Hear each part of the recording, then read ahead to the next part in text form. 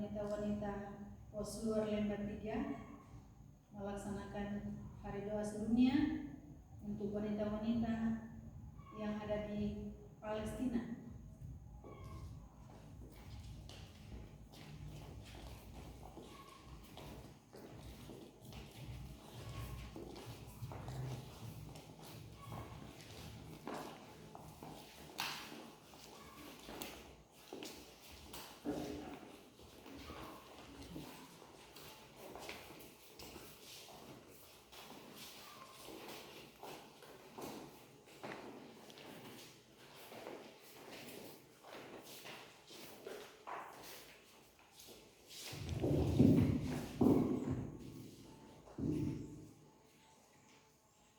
Sebelum kita mulai, kita berdoa.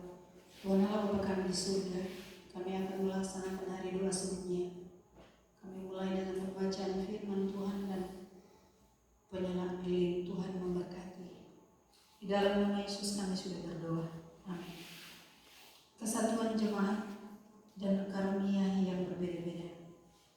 Sebab itu aku menasihatkan kamu, aku orang yang dipenjarakan karena Tuhan, supaya hidupmu sebagai orang-orang yang telah dipanggil berpadan dengan panggilan itu. Hendaklah kamu selalu rendah hati, lemah lembut dan sabar. Tunjukkanlah kasihmu dalam hal saling membantu, dan berusahalah memelihara kesatuan roh oleh ikatan damai sejahtera, satu tubuh dan satu roh, sebagaimana kamu telah dipanggil kepada satu pengharapan yang terkandung dalam panggilanmu, satu Tuhan, satu iman, satu baptisan, satu Allah dan satu Bapa dari semua, Allah yang di atas semua dan oleh semua dan di dalam semua. Tetapi kepada kita masing-masing telah dianugerahkan kasih karunia menurut ukuran pemberian Kristus. Amin.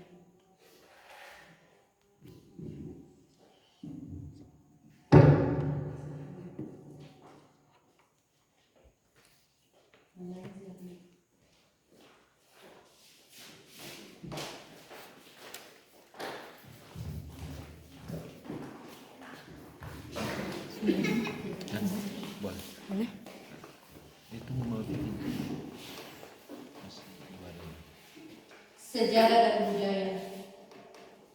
Siapa di antara kita yang tidak pernah mendengar tentang titik kecil ini di Timur Tengah yang selama lebih dari 3.000 tahun lalu menjadi penting bagi 3 agama monoteistik, Yahudi, Kristen, dan Islam. Namun wilayah ini jauh lebih tua dan memiliki banyak nama, bergantung pada banyak suku yang telah menetap pada waktu yang berbeda di tanah itu. Tanah ini telah diberkahi oleh serangkaian perbedaan dan struktur yang berkembang karena posisinya yang strategis sebagai persimpangan 3 benua, Asia, Afrika, dan Eropa. Pada tahun 1967, ketika Israel menduduki wilayah Palestina, kekuatan Barat menyebut wilayah tersebut sebagai tepi barat karena berada di tepi barat Sungai Yordan. Setelah perjanjian Oslo dan tahun 1993 sampai 1995, tepi barat dibagi menjadi area A, B, dan C untuk berpergian antara area di tepi barat. Warga Palestina harus melewati pos pemeriksaan per 31 Juli 2019 sampai 138 dari 193 negara anggota Perserikatan Bangsa-Bangsa telah mengakui Palestina sebagai negara, dan bendera Palestina ini berkibar di luar Perserikatan Bangsa-Bangsa. Ada persepsi keyakinan di seluruh dunia bahwa perempuan di wilayah Timur Tengah bersifat pasif, diam, dan tidak berpengaruh. Namun peran perempuan di Palestina dalam kurung, baik secara historis maupun modern, adalah aktif dan berpengaruh. Mereka teguh, kuat, dan berani. Meskipun perempuan Palestina telah memainkan peran yang cukup berpengaruh dalam masyarakat, masih ada ruang untuk terciptanya kondisi yang lebih baik. Baru-baru ini, beberapa gereja Protestan telah membuat kemajuan dalam masalah gender, seperti melatih Sally Askar sebagai pendeta wanita Palestina pertama di Palestina.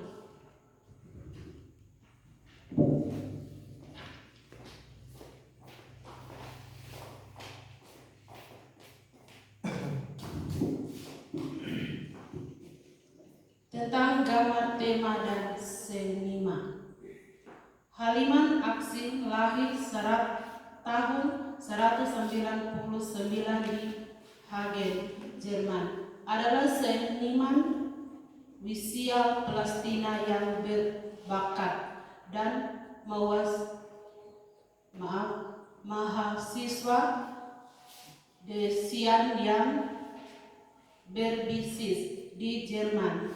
Ia menghabiskan masa kecilnya di Palestina. Haliman mengalami perang di Gaza pada tahun 2008 dan selamat dari itu pada tahun 2009 ia kembali ke Jerman. Karya seni ini dibuat sebagai penghormatan untuk Hari Doa Sedunia. Melalui karyanya, Haliman menggambarkan 3 wanita Palestina yang berdoa bersama di alam di tempat yang damai. Dalam karyanya, ia menggunakan berbagai motif dan simbol yang menunjukkan asal-usul wanita ini dan persatuan mereka. Pohon zaitun, dahan, adalah tanda kehidupan yang abadi dan melimpah karena dapat hidup selama ribuan tahun.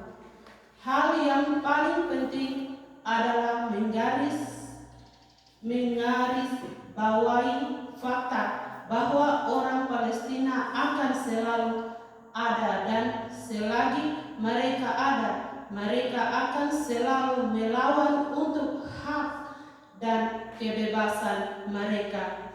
Bunga popi bermakna dan melimpah bagi rakyat Palestina.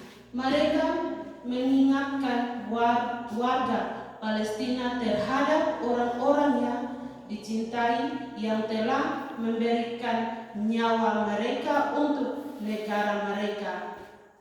Para wanita mengenakan pakaian tradisional Palestina seperti tarek, hiasan tobe, gaun atau gal putih, dan kunci adalah simbol harapan untuk kembali ke Palestina.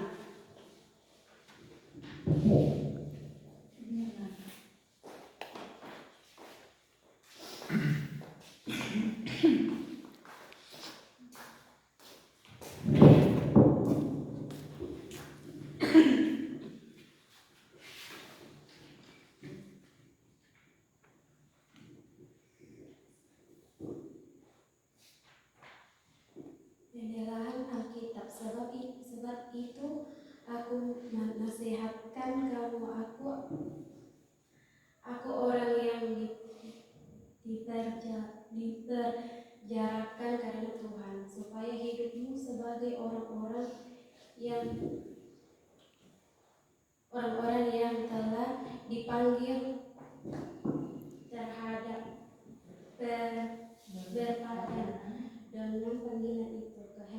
Kehendaklah kamu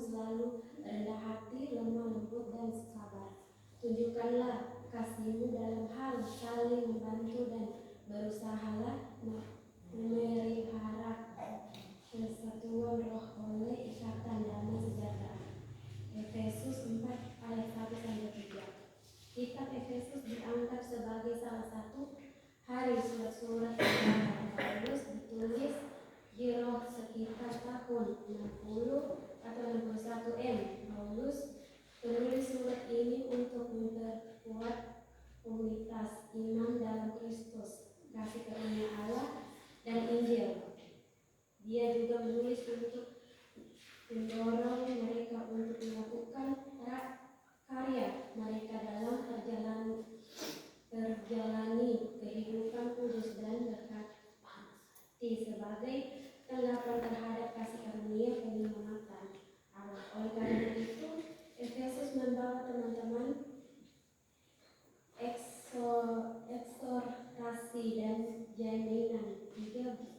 Bab pertama Efesus membahas penyelamatan Allah dan karunia persatuan, sementara 3 sebab terakhir menggambarkan respons para percaya terhadap rencana penyelamatan Allah.